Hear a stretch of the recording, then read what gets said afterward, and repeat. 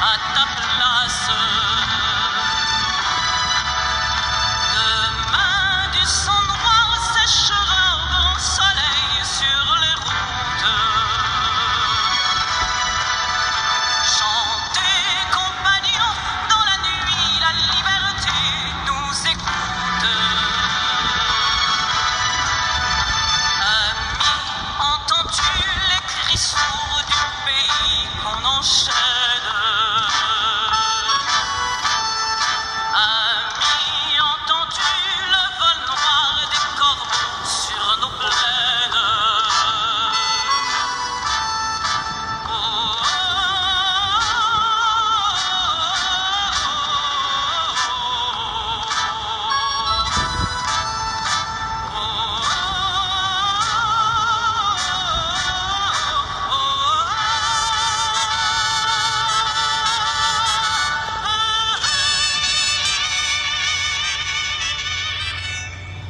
Bonjour camarades. Bonjour. Bon, comment ça va en ce jeudi? Eh ben, très bien. Bon bah tant mieux. Notre commémoration du et comme il est écrit dans ce message, l'appel au corps constitué ou le renouvellement de l'appel au corps constitué, parce que c'est pas la première fois qu'on le fera. Ouais. Et voilà. D'accord. Bah tiens, je te rends... Hop. Voilà. Je te laisse. Donc là, on est à Paris. Donc pendant qu'il y a des commémorations un petit peu partout, que ce soit à Paris d'ailleurs ou partout en France, en rapport à la date du 8 mai 45, donc victoire contre le fascisme militaire, les nazis. Aujourd'hui, voilà, il y a la volonté de notre part de faire à nouveau un appel au corps constitué. Mais alors un appel au corps constitué, me direz-vous, on en a déjà fait. Mais par rapport à l'actualité récente, voilà, il y a eu des tribunes. Donc il n'y en a pas eu qu'une seule, il n'y en a pas eu que deux. Pour l'instant, il n'y en a que 3. La troisième, sachez-le, et c'est pour cela qu'on est là aujourd'hui, c'est une tribune qui n'a pas été médiatisée. Donc dans tous les médias mainstream, etc., vous n'entendrez pas parler de cette troisième tribune. Par contre, vous entendrez forcément parler d'une tribune à venir, soi-disant une troisième tribune, qui est à l'écriture apparemment, de façon anonyme apparemment aussi. Mais du coup, il y a du coup déjà eu une troisième tribune, donc une réponse de militaires, voilà, en retraite ou non, récemment. Et du coup, on voulait parler de cela. Alors, dis-moi en plus. Oui, donc on va essayer d'être le plus factuel possible. Donc partager vraiment ce live parce que tout ce qu'on va dire est très précis. Et la plupart des choses, surtout la deuxième partie, c'est vraiment quelque chose qui est un peu dans les médias dits classiques. Avec le média qui en parle très très bien. D'accord. Donc on va commencer par le contexte que tu as rappelé, donner juste brièvement quelques éléments. C'est la fameuse lettre des généraux qui a été publiée donc, le 21 avril dernier pour un retour de l'honneur de nos gouvernants. Donc, je l'ai ici. Hein. Donc pour ceux qui ne l'auraient pas lu en 10 secondes, en gros, ils disent l'heure est grave parce qu'il y a un délitement du pays. Délitement, je cite, c'est la guerre raciale que veulent ces partisans haineux et fanatiques. Voilà. Délitement avec l'islamisme et les hordes de banlieue. Délitement lors des manifestations, le pouvoir utilise les forces de l'ordre comme agents supplétifs et boucs émissaires face à des Français en gilets jaunes exprimant leur désespoir, etc., etc., etc.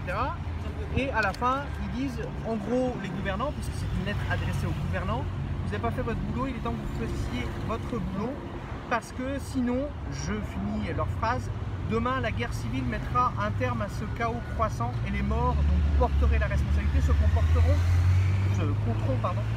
par milliers. Et donc vous avez un certain nombre de signataires, des généraux en photo, à la retraite. Voilà. On essaye de faire au mieux par rapport au son. Il faut savoir que là où on est, il y a énormément de vent. Voilà. Mais on fait au mieux, bien sûr, hein, pour que ça ne... Moyen technique de bouseux. Ouais, de gueux. Avec la volonté d'être au-dessus. S'il vous plaît, rappelez-vous que nous aussi, on est des gueux. S'il vous plaît, respectez notre gueuserie. Voilà. Et donc cette lettre des généraux a fait énormément parler d'elle et c'est pour ça qu'on en parle. Pour la première raison, vous avez entendu, il parle des gilets jaunes, des mentions des gilets jaunes. C'est normal qu'en tant que gilet jaune, on puisse réagir d'une façon ou d'une autre par rapport à cette lettre. Oui. Et la deuxième raison, au-delà des gilets jaunes que nous sommes, c'est qu'aujourd'hui vous avez plus de 23 000 signataires à cette lettre. C'était, je le rappelle, le 21 avril. C'était hier. Enfin, il y a 2 semaines quoi. Donc c'est passé de quelques généraux, anciens généraux signataires à 23 000. La plupart, c'est des militaires. Donc c'est pas rien. Et surtout, vous avez entendu parler de ça dans les médias, dans tous les sens. Et voilà, depuis une semaine et probablement la semaine prochaine, puisqu'il y a une nouvelle lettre qui va arriver. Voilà, ça c'est pour le contexte. Maintenant, peut-être passer à l'essentiel. On est d'accord, je t'en prie, vas-y. L'essentiel, c'est ça. Je vous le montre. C'est sur le site professiongendarme.com. On mettra les liens après le live. Alors je précise simplement que si jamais le live coupe, on reviendra rapidement. Parce qu'on n'a pas non plus des batteries à l'infini, on fait du mieux qu'on peut. Donc comme vous voyez sur cette donc là, réponse à l'appel des 1000 militaires. Donc c'est le 27 avril. 21 avril, première lettre. Et là c'est une réponse d'autres militaires le 27 avril, une semaine après. On t'écoute, je t'en prie. Et donc c'est beaucoup moins médiatique, mais c'est beaucoup plus important. Et par rapport au mouvement des Gilets jaunes, et pour comprendre la première lettre, et par rapport à la situation actuelle du pays. Donc je vais d'abord lire le fond de ce qui est dit. Vous voyez, cette lettre n'est pas trop longue, donc vous pouvez la lire en intégralité. Voilà. Et moi je vais vous lire ce qui est en surbrillance orange. Vous allez voir pourquoi. Mais vous pouvez la lire donc sur professiongendarme.com. Ouais, je montrerai, ouais. Donc ils répondent une semaine après à la lettre. En gros, sans trahir leurs propos, ils disent voilà, en gros la lettre des généraux c'est très bien, simplement c'est des généralités, voilà. Donc ils disent, ces militaires font un constat que l'on ne peut que partager dans sa généralité, mais, là je commence, apparaît plus discutable quand on en vient au choix plus précis des dits dangers. Quant à la solution pour éradiquer le grand péril, il n'apparaît qu'être un vœu pieux. En effet, quand on veut soigner un mal, il convient de distinguer les symptômes et la racine du mal proprement dite, et donc de distinguer le traitement de confort, comme disent les médecins, du traitement curatif. Ils sont complémentaires. Le premier sans le second, le traitement de confort sans le traitement curatif. Le premier sans le second est inopérant et le plus souvent, le second n'est pas humainement supportable sans l'apport du premier. C'est dans cette approche que réside notre désaccord, car si nous partageons la définition de ces dangers, ils nous apparaissent comme les simples symptômes d'un mal plus profond à la racine duquel il convient de s'attaquer si l'on veut que la France survive. N'est-il pas illusoire de demander à ceux qui instillent le poison de façon probablement consciente, et sans doute en toute sincérité, de bien vouloir changer de seringue pour nous instiller le contre-poison? Dans sa grande majorité, et là vous allez, donc voilà, des accords avec les autres généraux, et attention là on passe à encore un niveau au-dessus. Dans sa grande majorité, la classe politique de notre pays, servie par un système parlementaire plus que séculaire, a été depuis des décennies dévoyée par la haute finance, qui détient les cordons de la bourse et la maîtrise des grands médias et qui décide donc de qui sera ou non élu, servi en cela par toutes sortes de relais que sont parmi d'autres Bilderberg, Davos, le CRIF et les fratries. Donc on va dire qui sont ces généraux signataires de cette deuxième lettre peu connue. Et vous voyez déjà qui est l'ennemi. On est en désaccord avec les autres, il ne faut pas être dans la généralité. Qui est l'ennemi? Paf, Bilderberg, Davos, CRIF et fratries, parmi d'autres, qui décident de qui est élu en fait. Je continue parce que c'est important. Donc voilà, ils reviennent sur la lettre précédente qui parle de l'immigration, du délitement de la nation, la multiplication des zones de non-droit, les hordes de banlieue, etc. Et ils disent, la classe politique aux manettes ne fait que suivre la feuille de route qui lui est dictée, devant aboutir à la destruction de la nation, très ancienne que nous sommes, obstacle, la nation française, obstacle symbolique au mondialisme montrant qu'il convient de faire disparaître. C'est tout cela que souligne notre servile alignement sur la doctrine politique et militaire anglo-saxonne, que concrétise notre appartenance à l'OTAN et notre souveraineté perdue. Donc vous voyez, perdue, pardon. Vous voyez, les choses sont beaucoup plus claires. Encore une fois, professiongendarme.com en intégralité. Je finis par la dernière phrase de cette lettre aux généraux avant d'expliquer qui sont les personnes qui ont écrit cette lettre. C'est militaire, hein, on parle également de militaire. Parce que justement, ils ont remarqué que dans la première lettre, il y avait un appel qui était fait, enfin, oui, référence aux gilets jaunes, donc ils reviennent dessus. D'accord. Votre appel parle à juste titre de gilets jaunes. Et si c'était la voie qui permette enfin d'attaquer le mal à la racine, tout en appliquant les mesures que vous préconisez pour le traitement de confort dont notre nation ressent un très urgent besoin. Rappelons cette brève citation du alors président Charles de Gaulle. Les Français ont besoin d'un projet, en aucun cas d'une guerre civile. Aouh! Oui, les choses sont claires, donc à lire, à faire partager, à discuter avec des militaires autour de vous ou non, qui en parlent. Ah, vous avez vu la lettre militaire? Ouais, mais est-ce que tu as vu la lettre des autres militaires? Mais c'est pas qu'aux militaires, c'est à tous les corps constitués. Oui. Là, on va faire un. Juste, c'est important parce que là, Ah oui, mais... le débat se concentre sur les militaires, pas sur les policiers, etc. Nous, on fait un appel plus général aux corps constitués Oui, qui ne concerne pas que les militaires. oui. Mais on réagit par rapport à l'actualité et surtout, on essaie de monter aux deux niveaux. La question, c'est pas de savoir si combien d'extrême droite dans la première lettre, on s'en fout. Oui, mais ça... La question, c'est cette lettre très peu médiatique que vous devez lire et faire circuler autour de vous. Oui, mais circuler, c'est pas uniquement à des personnes ou à des militaires, ça peut être aussi à des policiers Oui. ou autres. Oui. Et si vous voulez créer le débat militaire, utilisez cette lettre-là. Ok. Alors, qu'est-ce qu'on fait maintenant? C'est parti. On enchaîne. On enchaîne. Donc, qui a écrit et qui est à l'initiative de cette lettre? Ils sont ici. Voilà, je vous laisse les découvrir. Et je vais donner l'exemple de 3 ou 4 d'entre eux. De qui ils sont. Voilà. Donc Claude Gaucheran, contre-amiral. Voilà, Alain Corvès, colonel ouais. Terre. Bernie Levanxieux, colonel Terre. Jean-Marie Laura, colonel R. Jean-Marie 6 peut-être. IGA. Ouais. Jacques Hogar, colonel Terre. Michel Debray, vice-amiral. Olivier Fro, commissaire, colonel Terre. Michel Lucas, colonel Terre. Hubert de Gévigné, contre-amiral. Philippe Boursier de Carbon, capitaine de frégate. Vivian Gauvin, lieutenant-colonel R. Jean-Baptiste de Fontenay, colonel Terre. Régis Chamagne, colonel R. Ok. Donc, et vous allez voir que ça vaut pas une médiatique, ils sont d'un poids aussi important que les autres très médiatiques. Qui est Claude Gaucheran, la personne qui a initié avec d'autres militaires et anciens militaires de le faire. Claude Gaucheran, c'est donc écrit un contre-amiral. Très bien. Mais c'est surtout quelqu'un qui a pris des positions fortes depuis bien longtemps. Il ne s'est pas réveillé là en 2021. En 2015, par exemple, dans une tribune qui s'appelle Qui sème le vent, 3 petits points, on est au moment des attentats et évidemment, dans les médias à l'époque, et c'est normal, on parle de l'islamisme radical, de l'islamisme comme l'ennemi. Et il dit, oui, aujourd'hui, c'est sûr, l'islamisme est l'ennemi. Mais la question se pose de savoir si c'est l'unique ennemi.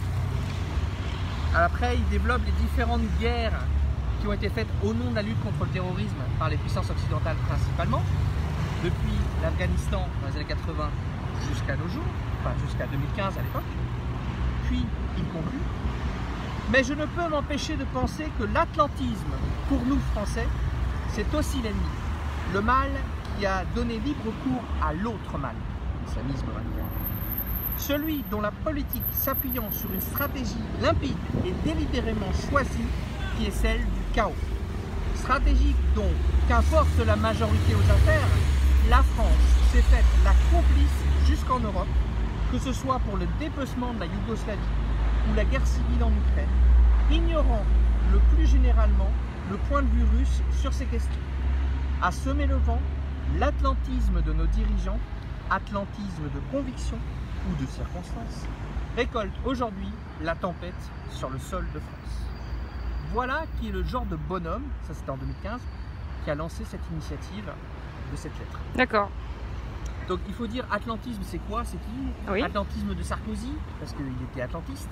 Atlantisme de François Hollande, parce qu'il était atlantiste et il est toujours. Atlantisme de aussi Macron. L'atlantisme, c'est de dire la politique étrangère de la France et la politique militaire de la France est alignée à celle de l'OTAN, à celle de Washington, quoi qu'on en pense, quoi que soit notre tradition. Voilà, au moins c'est clair. C'est l'atlantisme, l'OTAN. D'accord. Donc c'est des gens qui sont anti-atlantistes, c'est-à-dire anti-OTAN. Voilà qui est à la base de cette deuxième lettre beaucoup plus importante. Je continue. S'il te plaît. Sur les autres signataires, Alain Corvès, donc colonel Terre. Bon, il est connu comme conseiller en stratégie internationale depuis sa retraite dans les années 90. Quand il était militaire, il a fait plusieurs missions pour la FINUL, donc les missions d'opération de maintien de l'ordre voilà, pour l'ONU. Et il est proche de différentes personnes comme Pierre-Alain Plaquevent, que nous connaissons très bien, qui a fait un live avec nous pour attaquer Soros et la Soros Society, de donner des éléments à ce visage de ce qu'est l'oligarchie, pas juste l'oligarchie, hein, qui c'est concrètement, exemple Georges Soros. Ouais. Donc Plaquevent, Madame Bugot également, une avocate très Valérie Bugot, oui. Voilà, ils font partie d'un même think tank de réflexion sur la géopolitique, et Alain Corvès écrit donc dans cette tribune-là. Et aussi, il est secrétaire général de la Fondation de la France Libre, donc c'est plutôt quelqu'un qui est un gaulliste en fait. D'accord. Et qui se qualifie d'ailleurs comme gaulliste. Il fait référence à De Gaulle. D'accord. Et pour vous donner un peu la teneur du bonhomme qui ne se réveille pas comme M. Gaucheron là maintenant, en 2017, il avait écrit une tribune par rapport à ce qui se passe au Yémen, qui s'appelait Les pays occidentaux complices de crimes contre l'humanité au Yémen. Donc déjà le titre, voilà. Et il disait voilà que la sauvage agression, je cite Alain Corvès, la sauvage agression du Yémen par l'Arabie Saoudite se déroule depuis mars 2015 dans l'indifférence générale des pays occidentaux, pourtant ardents à donner des leçons de morale au monde entier pour dénoncer les crimes des États auxquels ils sont hostiles, voire dont ils veulent changer les dirigeants. Là il y a du monde, hein, qui ne répondent pas à leurs critères par la force des armes, en dehors de toute légalité internationale. Une hypocrisie odieuse marque leur politique qui n'est en fait que celle décidée à Washington. Oui, ce même mantra anti-OTAN, anti-atlantisme, anti-Union européenne également.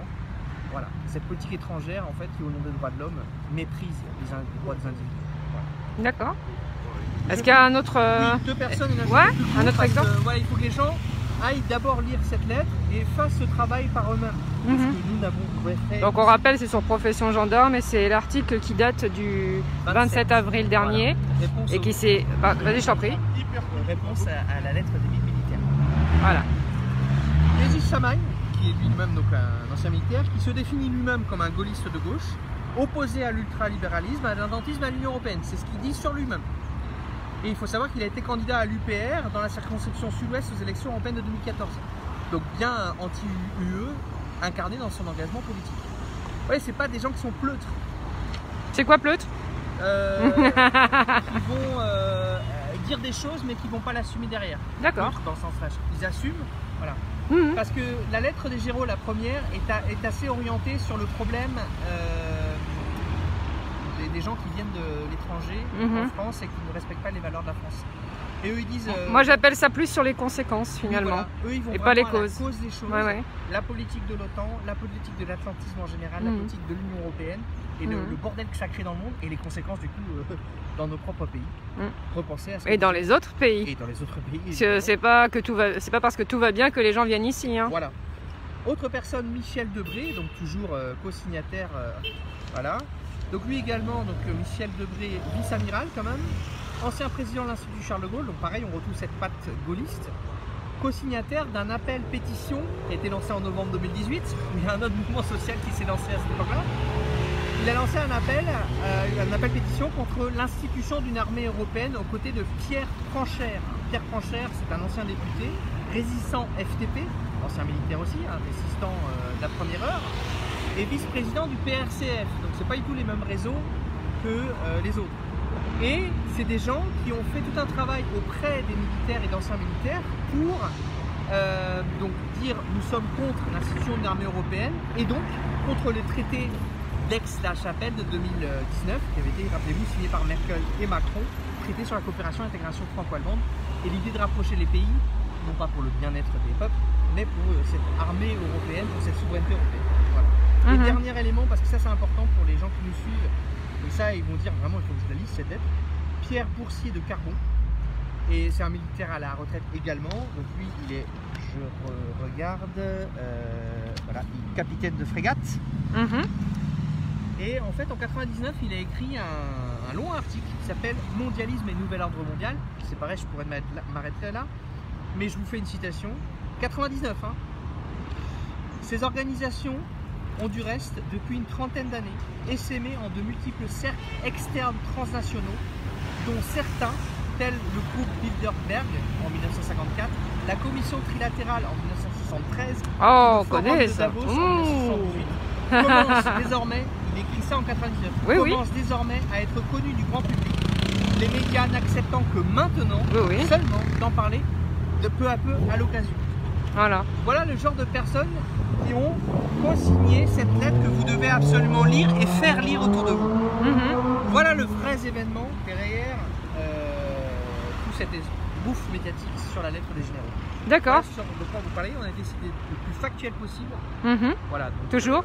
la première chose, faites partager au maximum ce live autour de vous. Et on mettra encore une fois, dès qu'on aura fini, le lien vers. Et même sur des pages militaires. Hop. Ouais, Partout. carrément, sur des forums, des blogs, etc. C'est très important. Donc, maintenant qu'on a dit ça, on va finir par L'appel. l'appel renouvelé des Gilets jaunes. Il fallait le mettre à jour. Oui, voilà. Donc on l'a fait plusieurs fois, on l'a fait l'année dernière, on l'a fait en 2019. Alors bien sûr, pardon, vous me voyez bouger de temps en temps la caméra, c'est pas que pour la page, c'est parce que juste en fait à côté, il y a le ministère des Armées. Donc on voulait symboliquement être présent devant le ministère des Armées pour pouvoir répondre et faire l'appel aussi au corps constitué. Et à l'image de l'Assemblée nationale, quand vous mettez un gilet jaune devant une institution, on ne sait pas pourquoi il y a des militaires ou des gendarmes ou des policiers qui viennent nous voir Voilà, pour savoir ce qui se passe. voilà. Donc on va pouvoir finir un peu notre propos. Parce que c'est important. Donc je vais lire cet appel des Gilets jaunes au corps constitué. Et je vais le filmer comme ça, les gens pourront aussi en prendre connaissance. Appel des Gilets jaunes au corps constitué pour un retour à la vie normale, à la souveraineté de la nation et à un pouvoir politique légitime. Le régime a montré son incapacité à assumer ses obligations, dont celle de garantir au peuple français ses libertés fondamentales, l'état de droit, la sécurité de tous et notre protection sanitaire individuelle et collective. La crise du Covid-19 a prouvé l'illégitimité du régime actuel et de par là même, du gouvernement de Jean Castex et d'Emmanuel Macron par leur incapacité à assumer leurs obligations de protéger la population. Le confinement est inutile et criminel. Il détruit l'économie, produit du chômage et des faillites, de la dépression et des violences. À la crise sanitaire succède déjà une crise économique et sociale sans précédent.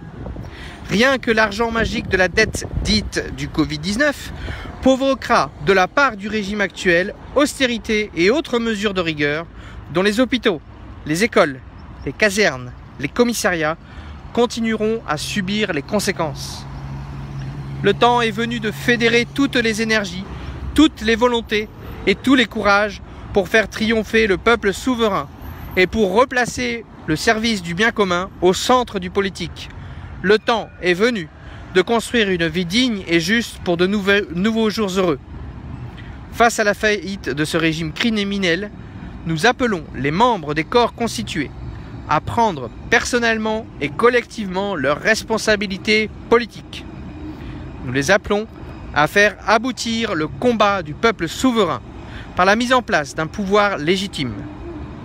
Professionnels de santé, personnel des armées, gendarmes, douaniers et tous les membres de la fonction publique qui ont le bien commun à cœur. Le pays est au bord de l'abîme.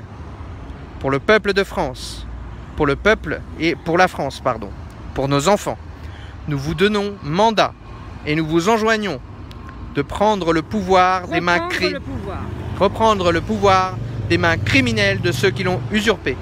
Parce que notre combat est juste, nous vaincrons. Aou! Aou! Aou! Donc on le publiera sur notre page en tout cas.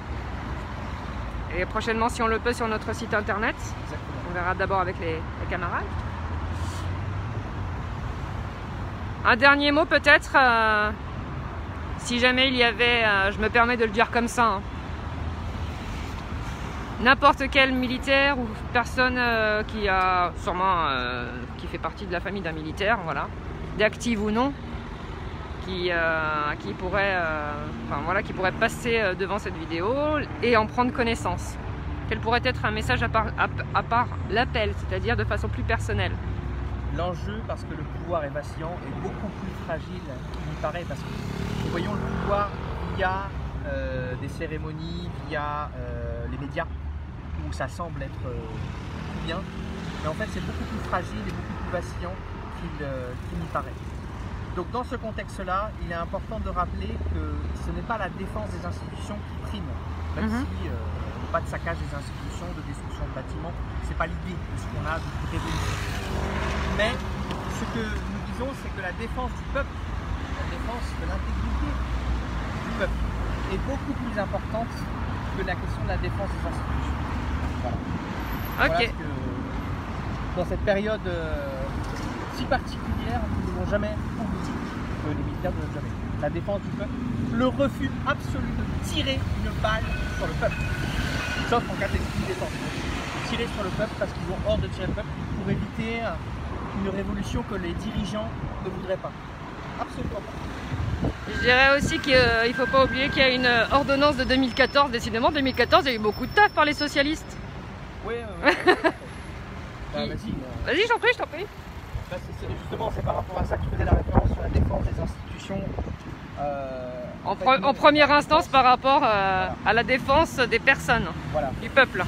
Et par rapport à ce qui définit le code d'honneur et les règlements des corps constitués, des militaires, des policiers, des gendarmes, etc. C'est la défense des institutions qui est mise de l'avant, plus que la défense du peuple. Donc c'est des petits changements de mots, mais qui ont leur sens en fait. Et qui est donc été opéré par une directive de 2014.